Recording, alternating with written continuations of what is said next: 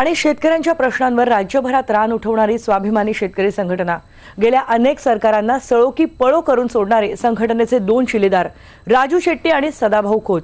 पण या संघटनेत आता उभी फूट पडतीये. स्वाभिमानीचा एक मंत्री शेतकरी मेळावा घेतोय तर अध्यक्ष आत्मक्लेश करतोय.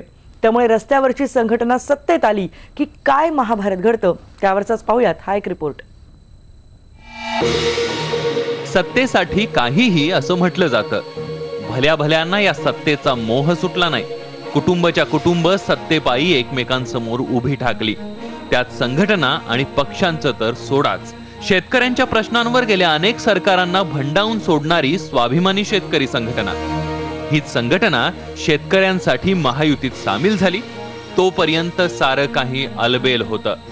कालांतराने सदाभाऊ खोत मंत्री झाले आणि तिथेच माशी शिंकली.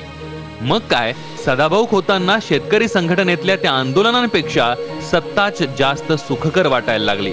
आणि मग स्वाभिमानी शेतकरी संघटनेला आपल्याच सरकार विरोधात आंदोलनं करावी लागली.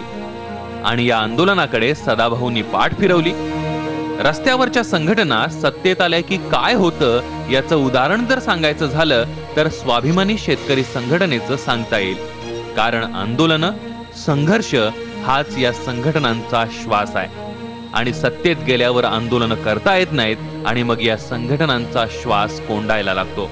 अर्थात त्यामागे स्वतःचं अस्तित्व टिकवणं हाही एक उद्देश आहेच. तर सदाभाऊंचा आंदोलनातून सत्तेकडचा हा प्रवास पाहिला तर सत्ता आवडे सर्वांना असं म्हणावं लागेल. Bureau report, IBN Lokmat.